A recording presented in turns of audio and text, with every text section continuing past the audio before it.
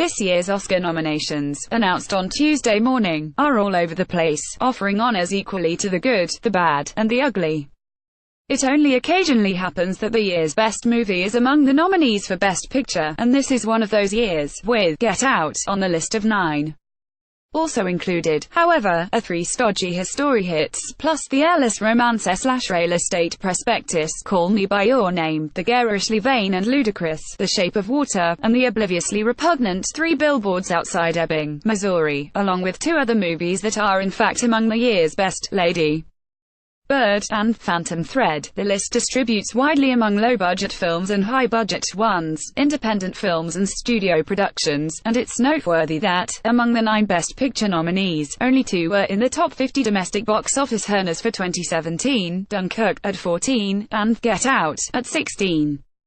When, starting in 2010, the Academy expanded its Best Picture roster from 5 films to a maximum of 10, the move was said to be related to a desire to get beyond limited-release movies seen mostly by critics and Academy members and to include wider-release, popular, commercially successful movies. I suspect that there's an extra reason besides sheer enthusiasm for distinctive movies, which pushes the nominations further away from the box office. Social media has redefined the very notion of popularity, and Academy voters, no less than anyone else, find amplified enthusiasm to be a virtual sort of currency.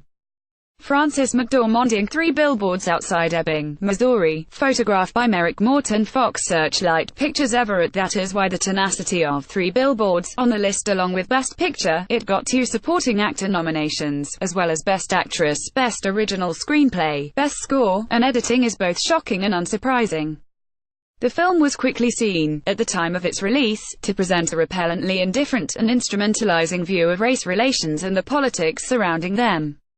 Yet its salt-of-the-earth sentimentality about small-town white people nonetheless are perhaps therefore found the same echo among Academy voters that it did among the electorate at large. Earnestness is, as ever, a mark of the Academy's self-image. My heart sank when I heard that Tiffany Haddish would be hosting the nominations broadcast, along with Andy Serkis, because her presence there suggested that she wouldn't be getting a nomination, which she so greatly deserved, for her performance in Girls Trip. There's humor in many of the nominees' performances, but there are no outright comedic ones. Haddish's work in Girls Trip is among the most exhilarating, exciting, inventive turns in any film all year, but the Academy never does right by comedy, especially outrageous comedy, which, for Haddish, is inseparable from substantial experience and depth of insight.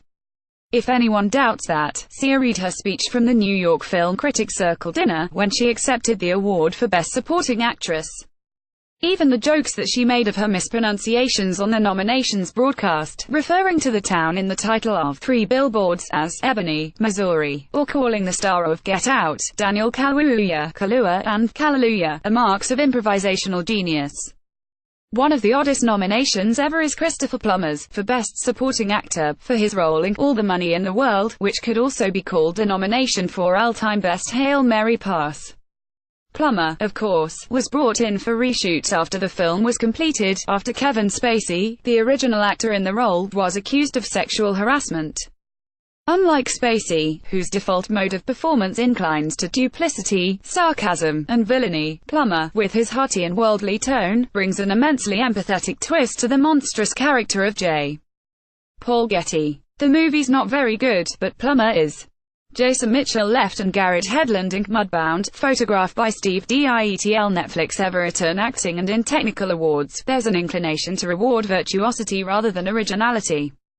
That's why the nomination of Mary J. Blige, for her role in Mudbound, is welcome. The movie itself rises to the power of its premise only occasionally, but Blige's performance, though obviously skillful work, is, above all, a matter of character and presence. She commands the cinematic stage merely by being there, and she invests a small role with enormous power that's not showy at all. Allison Janney's impressive performance in I, Tonya is exactly the opposite. For same film, Rachel Morrison received a nomination for Best Cinematography, and she is the first woman ever to be nominated in this category. Another unsurprising shock: this is a category in which the boldest work rarely shows up, because the boldest work is often rawer, rougher, and less elaborate than the most conspicuous work. There have long been great female cinematographers including Maurice Alberti, Caroline Champetier, Agnes Goddard, and Ellen Kuras, and Ashley Connor is one of the most original cinematographers in the world. It's great that the Academy is aware of the existence of excellent female cinematographers, but it will be even greater when the Academy expands its scope regarding the art itself. That's where Andy Serkis comes in. He has received awards from critics groups for his motion capture performances as Caesar in the Planet of the Apes series, and his work in that unusual mode is worthy of recognition.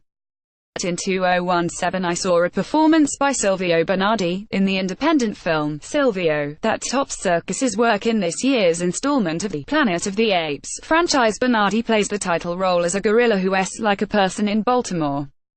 He plays the entire role in a gorilla suit, his face is never seen, and he never speaks. The entire role is pantomime, and it's one of the most moving, tender, imaginative performances I saw all year. As the realm of movies expands, artistically, through the prevalence of independent productions, the Oscars are rushing to catch up. Yet, as the world of movies rushes further ahead, as micro-budget and fiercely radical independent films push the boundaries of the possible ever further, the Academy creates new divisions based on old hierarchies. In keeping up, it nonetheless also finds new ways to fall behind. Daniel Day-Lewis Inc. Phantom Thread, courtesy Focus Features Everett. There is a handful of predictions on the winners, all subject to change, based on the range of public appearances and public events that will mark the next round of campaigning, followed by my own list of Oscar preferences, a wishful thinking list that's a corollary to my overall year-end list. It suggests, among other things, the gap that still exists between Hollywood and the world of movies at large. The intersection of the movies that win Oscars and the movies that are of enduring importance has always been slight, and it still is. Final voting runs from February the 20th through February 27th. We'll revisit my conjectures then. My Oscar predictions: Best Picture, The Shape of Water; Best Director, Guillermo del Toro; The Shape of Water; Best Actress, Frances McDormand, 3 Billboards Outside Ebbing, Missouri; Best Actor, Gary Oldman, Darkest Hour; Best Supporting Actress, Allison Janney, I, Tonya; Best Supporting Actor, Willem Dafoe, The Florida Project; Best Documentary Feature, Strong Island; Best Foreign Language Film, A Fantastic Woman; Best Adapted Screenplay, Call Me By Your Name; Best Original Screenplay, Lady Bird; Best Cinematography, Blade Runner 2049, Original Score, Star Wars The Last Jedi, Beanie Feldstein letting Saoirse Ronan in Lady Bird, courtesy A24 Everett. Me WISHFULTHINKING nominee list. Winning picks in bold.